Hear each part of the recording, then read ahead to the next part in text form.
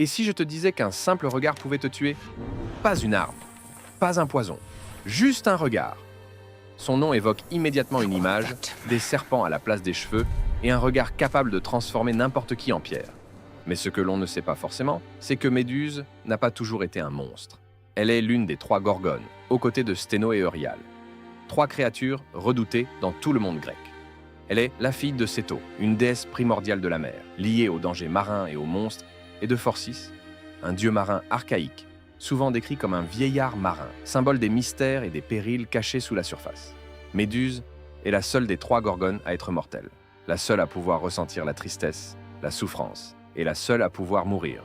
Gorgone vient du grec gorgos, qui veut dire effrayant, et Méduse vient de Médusa, qui signifie protectrice. Avant de devenir cette créature effrayante, selon le poète Ovide dans son œuvre Les Métamorphoses, Méduse était décrite comme une jeune femme d'une beauté si rare qu'elle attirait tous les regards. Certains récits racontent même que ses cheveux étaient la partie la plus fascinante de son apparence. Elle était l'une des plus belles prêtresses du temple d'Athéna.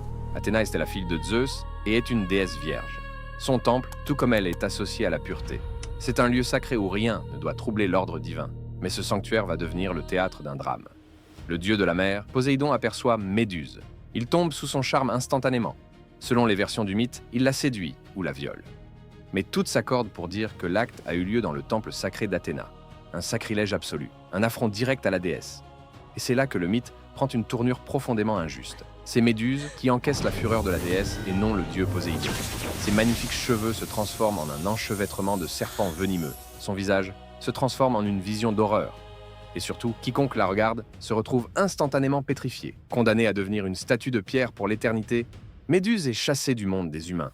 Elle s'enfuit dans une région lointaine et sauvage, souvent décrite comme aux confins du monde et vit avec ses sœurs les Gorgones. Elle se retrouve plongée dans une solitude extrême et pour l'accompagner, des hommes, des guerriers, des aventuriers, tous changés en pierre. On ne parle plus de Méduse comme d'une femme, mais comme d'un monstre. Un monstre qu'il faut tuer. C'est ici qu'entre en scène un héros, Persée.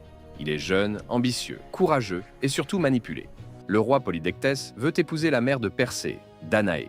Pour se débarrasser de son fils très protecteur envers elle, il lui donne une mission quasi impossible. Rapporter la tête de Méduse. Mais comment tuer une créature que l'on ne peut même pas regarder? Étant le fils de Zeus, les dieux lui viennent en aide. Athéna lui donne un bouclier poli et réfléchissant comme un miroir afin de ne jamais devoir regarder Méduse directement. Héphaïstos lui donne une épée pour trancher la tête de Méduse facilement. Hermès lui donne ses sandales ailées et le casque d'invisibilité d'Hadès. Équipé des objets les plus puissants de la mythologie, il se rend dans le repère de Méduse afin de pouvoir remplir sa mission. L'atmosphère est pesante, le silence étouffant, le décor glaçant. Des statues à perte de vue. Pendant son sommeil, Persée s'avance. Grâce à son bouclier qui reflète Méduse, il s'approche le plus près possible de la créature. Une fois assez proche, il brandit son épée le plus haut possible et lui tranche la tête. Il récupère sa tête et la met directement dans son sac. Car même morte, son pouvoir, lui, perdure. Puis quelque chose d'inattendu se produit. Les enfants de Méduse naissent de sa blessure. D'abord Pégase, un cheval blanc ailé, et Chrysaor, un guerrier. Grâce à ses sandales ailées et au casque d'invisibilité, Persée s'enfuit du repère de Méduse en évitant ses 2 sœurs. De retour chez lui, Persée affronte le roi Polydectès qui voulait séduire sa mère. Pour la protéger, il montre le visage de Méduse au roi et à son armée qui se transforme en pierre en quelques secondes. Il la remet ensuite à la déesse Athéna en personne. Cette dernière ne la détruit pas, elle la déploie sur son bouclier, comme une protection, comme un symbole. En effet, dans l'Antiquité, on retrouvera son visage sur des boucliers et des temples, comme pour se protéger du mal et l'éloigner. Si vous avez bien aimé cette vidéo, abonnez-vous, laissez un commentaire et regardez celle qui s'affiche.